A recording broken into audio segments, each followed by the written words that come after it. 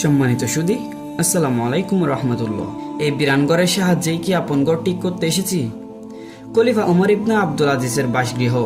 খলিফার পত্নী ঘরে বসে সেলাই করছিলেন।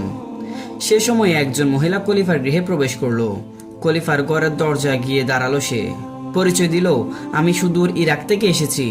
খলিফার পত্নী ফাতিমা মহিলাটিকে ঘরে এসে বসতে বললেন। মহিলাটি ঘরে প্রবেশ করে এদিক ওদিক চাইতে লাগলো। বিস্ময়ের সাথে লক্ষ্য করলো ঘরে কোনো আসবাবপত্র নেই।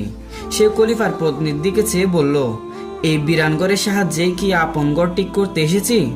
খলিফার পত্নী তা শুনে বললেন, লোকেদের ঘর ঠিক করতে গিয়েই তো এই ঘর বিরান হয়েছে। এই সময় খলিফা ওমর ইবনে আব্দুল আজিজ বাড়ি প্রবেশ করলেন। খলিফার ঘরের সামনেই একটা কূপ ছিল। খলিফা কূপ থেকে পানি তুলে উঠানের এক জলাধারে ডালতে লাগলেন।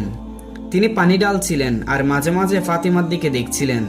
এটা লক্ষ্য করে ইরাক থেকে আসা মহিলা খলিফা পত্নীকে বলল, আপনি এই বেহায়া লোকটি থেকে কেন পর্দা করেন না? লোকটি তো নির্লজ্জের মতো বারবার আপনাকে দেখছে। খলিফা পত্নী ফাতিমা হেসে বলল, ইনিই তো আমিরুল মুমিনিন। খলিফা উমার ঘরের দিকে এগিয়ে এলেন। তারপর সালাম করে স্বীয় কক্ষের দিকে চলে গেলেন। যাই নামাজে যাওয়ার আগে খলিফা ফাতিমাকে ডেকে মহিলার পরিচয় জিজ্ঞাসা করলেন। ফাতিমা মহিলার আগমনের উদ্দেশ্য খলিফাকে জানালেন। মহিলার সব বিষয় জেনে খলিফা তাকে কাছে ডাকলেন এবং তার বক্তব্য জানতে চাইলেন। মহিলাটি বলল, আমি খুবই অভাবগ্রস্ত। আমার 5টি মেয়ে আছে, আমি তাদের ভরণ পোষণ করতে পারি না। খলিফা তার দুঃখের কাহিনী শুনে খুবই ব্যথিত হলেন। সঙ্গে সঙ্গে তিনি দোয়াত কলম নিয়ে ইরাকের গভর্নরকে চিঠি লিখলেন।